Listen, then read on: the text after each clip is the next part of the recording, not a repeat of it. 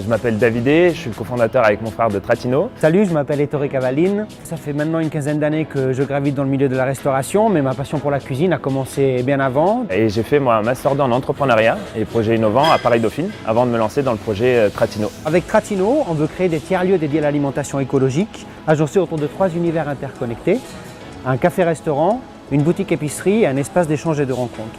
Notre volonté en fait, c'est de mettre en avant une cuisine italienne, avec des recettes italiennes, mais à base de produits locaux.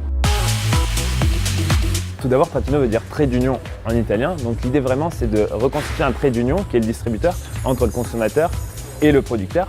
Aujourd'hui, on passe à 85% par un groupement de producteurs. Et pour un autre pan de notre approvisionnement, on passe par des communautés comme la communauté Bio Auvergne-Rhône-Alpes.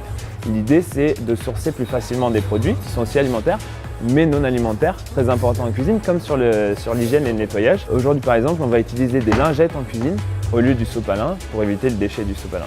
Et nous, en fait, ça nous évite du travail, ça nous fait aller beaucoup plus vite et ça nous permet de découvrir sans forcément s'occuper de la recherche. J'ai connu Tratino grâce à la communauté Bio Auvergne-Rhône-Alpes.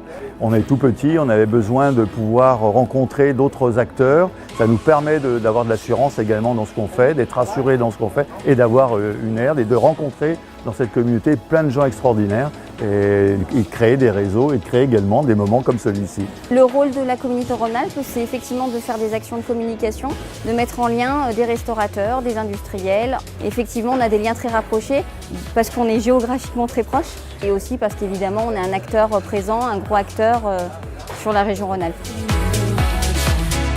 Notre cuisine, c'est une cuisine d'inspiration italienne, mais on valorise des produits locaux, bio, de saison. Il y a certains produits comme le parmesan, comme le mascarpone, comme la gorgonzola, sur lesquels naturellement on ne peut pas tricher.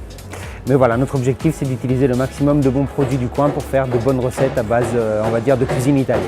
Par exemple, quand on fait un risotto ou des gnocchis à la sauce fromagère, on va utiliser du gorgonzola parce qu'on ne peut pas faire autrement. On va utiliser du parmesan également. Et ensuite, on va utiliser un fromage local qui vient d'Isère, qui s'appelle le bleu de Sassenage et qui permet d'y mettre une empreinte française. Donc on a 65% de produits à moins de 200 km de Lyon. Sinon pour le reste, on est à peu près à 15% français, 15% italien. Notre vision est très large, ne s'arrête pas que au bio dans l'alimentation. Elle va aussi aux saisons, à l'équitable, au circuit court. Elle va aussi plus loin, comme les vêtements. Nous on a des vêtements qui sont bio-équitables, que ce soit nos polos de service ou nos tabliers. Et jusqu'à aller vers le zéro déchet plastique, notamment sur la cuisine. L'idée vraiment globale, c'est de pouvoir aller dans un lieu qui défend des valeurs de bio, boire un verre, manger un plat cuisiné ou s'approvisionner avec les produits qui sont transformés dans ce même lieu.